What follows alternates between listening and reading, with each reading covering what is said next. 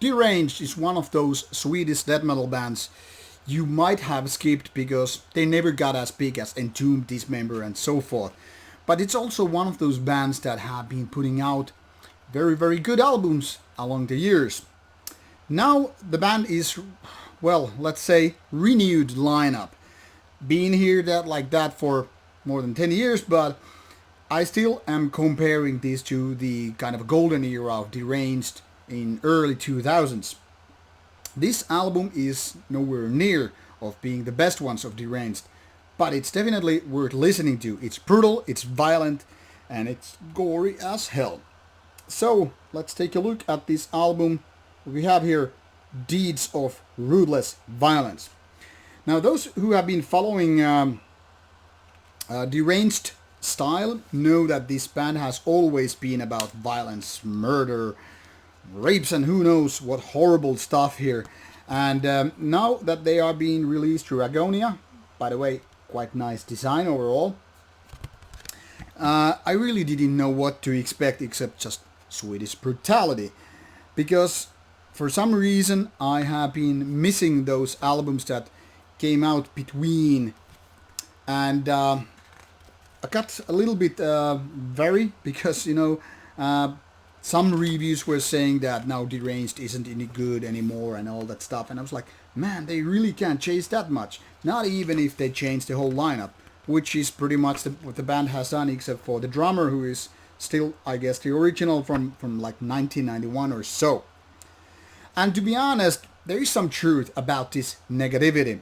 Now don't get me wrong, the band is still rather good, but it's not exactly the same. And before I get into the details, if you just take a look at this current lineup, you can pretty much see all the members are rather good. One from 2007 and one from 2009 and one from 2017. So it's not really the same band that were, hanging around with the earliers. And for example, my favorite ones, Plainfield Cemetery and maybe Obscenity's B-flat, these guys cut off before the band kind of turned into a new gear of sorts. Anyway, there are a couple of albums which I haven't heard even, so this kind of like a little bit of a jump from those albums like the Red Light Murder Case to this day.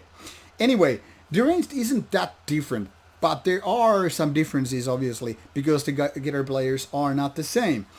And the thing which strikes to me is like these guys are trying to emulate the older Deranged sound and feeling, but a little bit with a different touch. Also some parts remind me of Morbid Angel, but are not that high quality. So while this might sound very, very negative, to be honest, I gotta say, this album also improved with a few listens. I mean, the sound is very brutal, the vocals are very brutal also, and the overall feeling is still very much Deranged.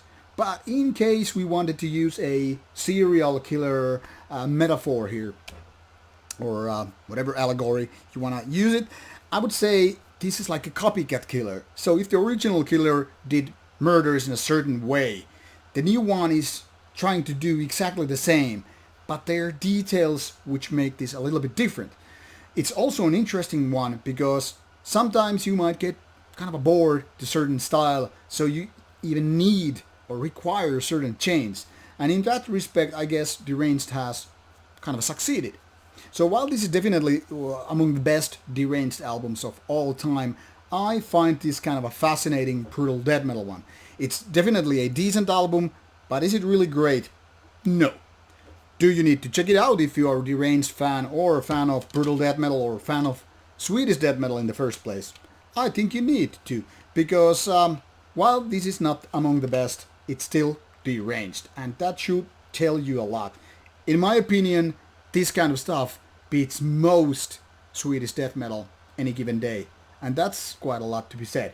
So, depending on your relationship to death metal, check it out or check it out not, but the links are provided in the description box. Do what you will, shall be the whole of the law. Thank you, and until next time, bye bye.